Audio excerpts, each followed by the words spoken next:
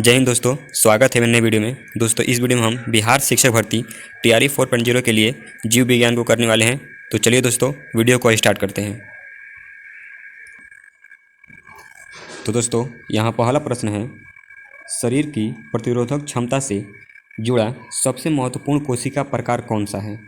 Option है RBC, platelet, lymphocyte, एक से अधिक, कोई नहीं। तो दोस्तों इसका राइट आंसर हो जाएगा ऑप्शन नंबर सी, लिम्फोसाइट।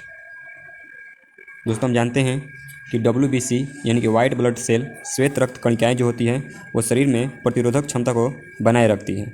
दोस्तों लिम्फोसाइट जो है वो WBC का ही एक प्रकार है। इसको ध्यान में रखिए दोस्तों, लिम्फोसाइट WBC का ही एक प्रकार है, जबकि दोस्तों WBC को ल्यूकोसाइट भी कहा जाता है। इसके एक्सप्लेनेशन को देख लेते हैं दोस्तों। यहाँ पर दिया हुआ है, लिम्फोसाइट शरीर की प्रतिरोधक क्षमता से जुड़ा सबसे महत्वपूर्ण कोशिका प्रकार है। लिम्फोसाइट अस्थिमज्जा में बनती है। लिम्फोसाइट दोस्तों अस्थिमज्जा में इसका निर्माण होता है और रक्त एवं लसिका ऊतक में पाई जाती है। दोस्तों यह रक्त एवं लसिका ऊतक में पाई जाती है। दो मुख्य प्रकार के लिम्फोसाइट्स होते हैं, लिम्फोसाइट्स बी और लिम्फोसाइट्स टी। लिम्फोसाइट्स बी दोस्तों एंटीबॉडी बनाते हैं, इसको ध्यान में रखिएगा। जो लिम्फोसाइट बी होते हैं वो एंटीबॉडी बनाते हैं और जो लिम्फोसाइट टी होते हैं वो ट्यूमर कोशिकाओं को मारने में मदद करते हैं। दोस्तों जो लिम्फोसाइट बी होते हैं याद रखिएगा एंटीबॉडी का निर्माण करते हैं, और लिम्फोसाइट जो टी होता है वो ट्यूमर कोशिकाओं को मारने का काम करता है। आगे दिया है कि लिम्फोसाइट्स एक प्रकार की श्वेत रक्त कोशिका होती है। दोस्तों मैं बताया कि लिम्फोसाइट जो होता है एक प्रकार का WBC है, एक प्रकार का श्वेत रक्त कोशिका है। तो इसको ध्यान रखिएगा दोस्तों। अगला प्रश्न दिया है, मानव शरीर की मांसपेशियों के बारे में निम्नलिखित में से कौन सा कथन गलत है? इसको ध्यान में रखिए दोस्तों, यहाँ पूछा है कौन सा कथन गलत है। ऑप्शन दिया है, मांसपेशियाँ केवल हड्डी को धक्का दे सकती हैं, मांसपेशियाँ जोड़ों में काम करती है, सिकुड़ने पर मांसपेशियाँ छोटी, सख्त और मोटी हो जाती हैं, एक से अधिक, कोई नहीं। तो दोस्तों इसका राइट आंसर हो जाएगा ऑप्शन नंबर ए, मांसपेशियाँ केवल हड्डी को धक्का दे सकती है। दोस्तों यहाँ पर गलत चुनना था कि गलत कौन सा है। तो दोस्तों मांसपेशियाँ जो होती है हड्डी को धक्का देती है, ये सही है दोस्तों, लेकिन यहाँ दिया हुआ है कि केवल हड्डी को धक्का देती है। तो दोस्तों मांसपेशियाँ केवल हड्डी को धक्का नहीं देती है, ये गलत है, क्योंकि वो मांसपेशियाँ जोड़ों में काम भी करती है और सिकुड़ने पर छोटी, सख्त और मोटी भी हो जाती हैं। तो बी भी सही है दोस्तों, सी भी सही। मांसपेशियाँ का जो कार्य है उसके निष्कर्ष में देखें तो बी सही है, सी भी सही है और ए भी सही है। लेकिन दोस्तों यहाँ बताना था कि गलत कौन सा है। दोस्तों मांसपेशियाँ हड्डी को धक्का दे सकती हैं, लेकिन केवल हड्डी को धक्का देती है, ये कहना गलत होगा। तो इसलिए जो है दोस्तों केवल होने के कारण ये जो है गलत हो जाएगा। अगला प्रश्न है दोस्तों, ल्यूकेमिया कई प्रकार के कैंसर का एक नाम है जो अस्थिमज्जा में उत्पन्न होता है और बहुत संख्या में असामान्य रक्त कणिकाओं का बनना शुरू करता है। यह रक्त कणिका कौन है? ऑप्शन है श्वेत रक्त कणिका, लाल रक्त कणिका, प्लेटलेट्स, सभी। तो दोस्तों इसका राइट आंसर हो जाएगा ऑप्शन नंबर ए, श्वेत रक्त कणिका। दोस्तों जब WBC की संख्या बढ़ने लगती है, अत्यधिक बढ़ने लगती है दोस्तों, तो इसी के अत्यधिक बढ़ने की वजह से जो है दोस्तों ल्यूकेमिया नामक कैंसर हो जाता है। ल्यूकेमिया दोस्तों इसको ब्लड कैंसर भी कहा जाता है, इसको ध्यान रखिएगा, ल्यूकेमिया को ब्लड कैंसर भी कहा जाता है। और ये दोस्तों WBC की अधिकता से हो जाता है। WBC जब अनियंत्रित रूप से बढ़ने लगता है दोस्तों, जब दोस्तों यह अत्यधिक बढ़ने लगता है तो इसी के संचय से ल्यूकेमिया रोग हो जाता है, जिसको ब्लड कैंसर के नाम से भी जाना जाता है। इसके एक्सप्लेनेशन को देख लेते हैं दोस्तों। इसमें दिया है, ल्यूकेमिया रक्त संबंधी कैंसरों का समूह है जो अस्थिमज्जा में उत्पन्न होता है। इसमें रुधिर में श्वेत रक्त कणिकाओं यानी कि WBC की संख्या असामान्य रूप से बढ़ जाती है। उल्लेखनीय है कि WBC हमारे शरीर की प्रतिरक्षा प्रणाली के संदर्भ में अत्यंत महत्वपूर्ण होती है, जो कि संक्रमणों से शरीर की रक्षा करती है। ल्यूकेमिया में बनने वाली असामान्य श्वेत रक्त कणिकाएँ पूर्णतः विकसित नहीं होती है और वे सामान्य रक्त कणिकाओं का स्थान लेकर शरीर की प्रतिरक्षा प्रणाली को कमजोर करती है दोस्तों। तो ये दोस्तों जो कोशिकाएं WBC की जब संख्या अनियंत्रित रूप से बढ़ने लगती है तो ये सभी कोशिकाएं जो होती है वो विकसित नहीं होती है, और वो जो होती है कि अन्य जो विकसित कोशिका है उसका स्थान लेने लगती है, जिस वजह से दोस्तों ये जो है बीमारी हो जाता है। इसी को दोस्तों ब्लड कैंसर के नाम से भी जाना जाता है, इसको भी ध्यान रखिएगा। ल्यूकेमिया को ही ब्लड कैंसर के नाम से भी जाना जाता है, ब्लड कैंसर।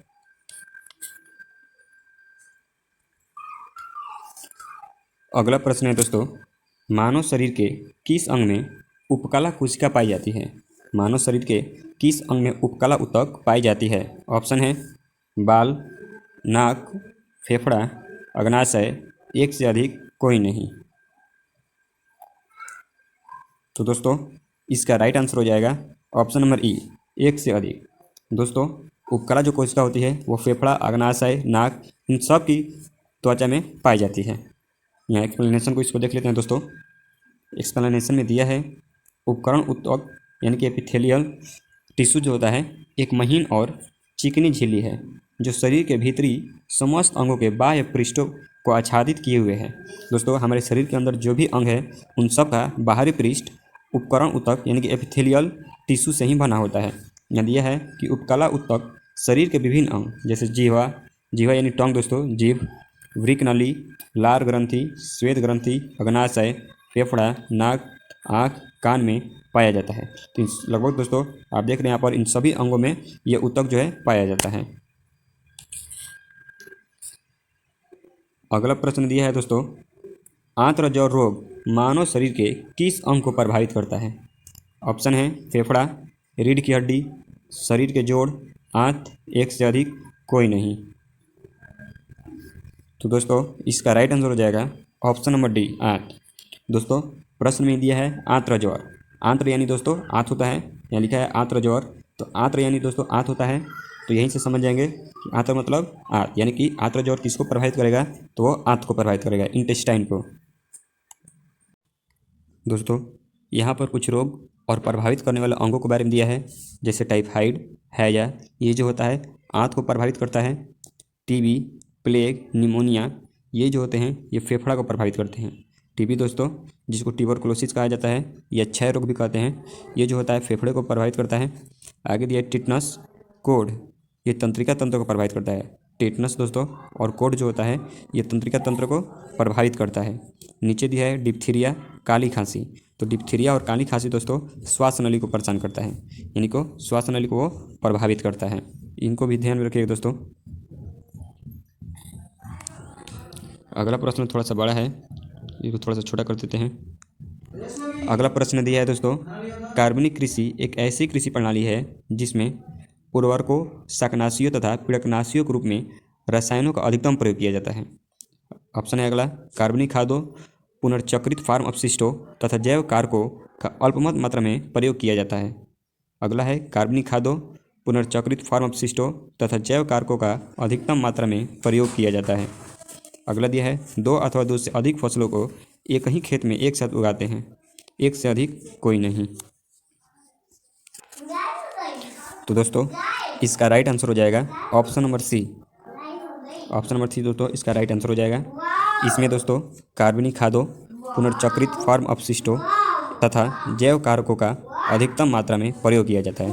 दोस्तों कार्बनिक कृषि में हम लोग रसायनों का प्रयोग न के बराबर करते हैं, इसको ध्यान रखिए दोस्तों। कार्बनिक कृषि में जो रसायन होते हैं उनका प्रयोग हम लोग न के बराबर करते हैं, इसको ध्यान रखिएगा। इसका प्रयोग हम लोग न के बराबर करते हैं। और कार्बनिक खाद में पुनर्चक्रित फार्म अपशिष्टों और जैव कारकों का प्रयोग हम लोग अत्यधिक मात्रा में करते हैं। एक्सप्लेनेशन को देख लेते हैं दोस्तों। इसमें कार्बनिक कृषि में रासायनिक उर्वरकों एवं कीटनाशकों का उपयोग न्यूनतम तथा कार्बनिक खाद, कंपोस्ट खाद, कृषि अपशिष्ट, जैविक खाद जैसे नीलहरी शैवाल आदि का प्रयोग अधिकतम किया जाता है। तो दोस्तों यहाँ पर साफ दिया है कि रसायन का प्रयोग दोस्तों और कीटनाशकों का प्रयोग न्यूनतम यानी कि लगभग 9 के बराबर किया जाता है। तो इसको ध्यान रखिएगा, इसका प्रयोग लगभग 9 के बराबर किया जाता है। और यहाँ पर जो जैविक खाद होते हैं उनके प्रयोग पर बल दिया जाता है। अगला प्रश्न दिया है दोस्तों, निम्न में से कौन सी क्रिया पृथ्वी पर हो रहे कार्बन चक्र में ऑक्सीजन को बढ़ाती है? ऑक्सीजन को दोस्तों बढ़ाती है। श्वसन, ज्वालामुखी उद्भेदन, कार्बनिक पदार्थों का क्षय, प्रकाश संश्लेषण, एक से अधिक कोई नहीं। तो दोस्तों इसका राइट आंसर हो जाएगा ऑप्शन नंबर डी, प्रकाश संश्लेषण। क्योंकि दोस्तों हम जानते हैं कि पेड़ पौधे जो होते हैं प्रकाश संश्लेषण विधि द्वारा अपना भोजन बनाते हैं और ऑक्सीजन गैस को मुक्त करते हैं। दोस्तों प्रकाश संश्लेषण विधि में ऑक्सीजन गैस को पर्यावरण में मुक्त कर देते हैं। यहाँ पर दोस्तों दिया भी है कि प्रकाश संश्लेषण की प्रक्रिया में कार्बन डाइऑक्साइड ग्रहण होता है और ऑक्सीजन जो होता है मुक्त होता है। तो पृथ्वी पर कार्बन चक्र में प्रकाश संश्लेषण की क्रिया ऑक्सीजन को दोस्तों बढ़ा देती है। ऑक्सीजन को क्या करती है? तो बढ़ा देती है। अगला प्रश्न दिया है दोस्तों, निम्न में से संवहनी पौधों को चुनिए। ऑप्शन है काई, लीवरवॉट, हॉर्नवॉट, फर्न, एक से अधिक कोई नहीं। तो दोस्तों इसका राइट आंसर हो जाएगा option number D, fern. Option number D दोस्तों फर्न इसका राइट आंसर हो जाएगा। फर्न जो है दोस्तों यह संवहनी पौधा है। साथ ही दोस्तों मैं हर बार आपसे कहता हूँ कि यहाँ पर साइड में आंसर जो है दिया रहता है, लेकिन फिर भी हर एक प्रश्न का आंसर आप लोग खुद से करने का प्रयास कीजिएगा ताकि आप सबका अभ्यास हो सके।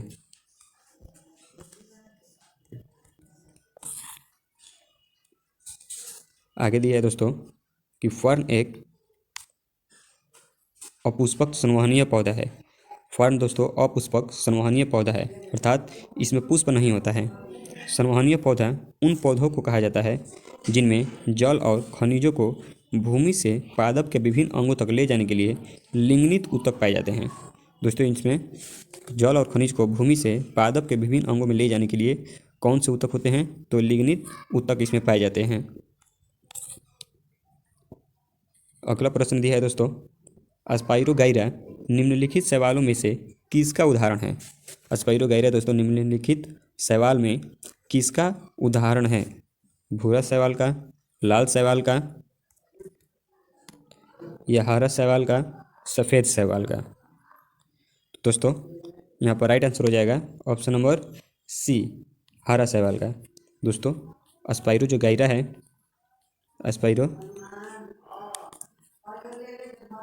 स्पाइरोगाइरा दोस्तों ये एक प्रकार का हरा शैवाल है। ये दोस्तों एक प्रकार का कैसा शैवाल है? तो ये एक प्रकार का हरा शैवाल है। इसके भी एक्सप्लेनेशन को दोस्तों देख लेते हैं। यहाँ पर दिया हुआ है कि स्पाइरोगाइरा हरे शैवाल का एक उदाहरण है।